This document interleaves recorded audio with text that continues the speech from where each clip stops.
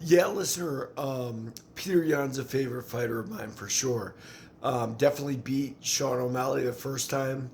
I don't know what to say about that. They're going to give Sean O'Malley a second go because of that poor decision. But listen, this is fighting, and your personality, your charisma, your star power all count, which Sean O'Malley obviously learned very young, which is why he has tattoos all over his face and a bozo clown haircut, which I love. I love watching O'Malley too, but we're not talking about O'Malley. Let's talk about Peter Yan. Although there is some crossover there. So I'm glad they have their rivalry, and I'm glad I get to talk about this. One thing I think that people don't recognize about Peter Yan is he took Taekwondo as a young man.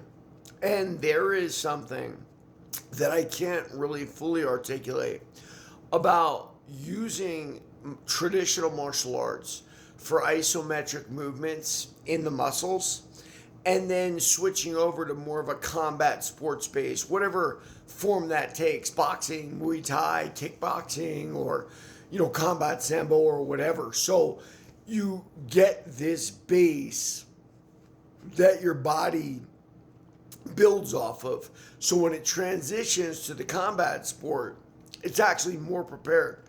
And you can see it in beyond just the isometric muscularity, because karate holds punches out there and whatnot.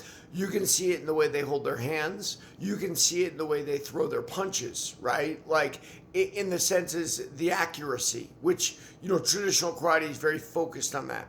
Sean O'Malley, you see it in different ways. Sean O'Malley is an excellent sharpshooter kicker from the outside. Now, rather ironically, we don't do as much isometric stuff with kicks in traditional martial art, but you do a lot of kicking, and it tends to make guys who have trained that, Anderson Silva, much better at Thai kicks when they've done traditional martial arts kicks for so long. Peter Yan, make no mistake about it, is a product of his environment, like we all are, right?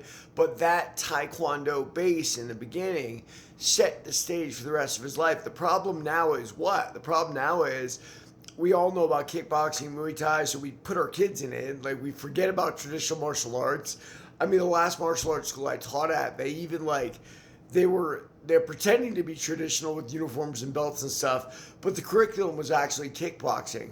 And then the kids lose something, because it's good to have kids in control of their own body, those isometric movements, to control what they're doing, the discipline to stay there. We don't do it anymore. It's because we get ahead of ourselves in life. So I don't know that we're going to see Sean O'Malley's or Peter Yan's in the future as traditional martial arts takes a back seat to the new era of combat martial arts. But we'll see, listener. I love Peter Yan. We're going to watch him chop up O'Malley, I hope. And if O'Malley wins, I don't care either. I love both of them, man. Both of them with karate roots of some kind. Everybody, like and follow for more on the Fight Game.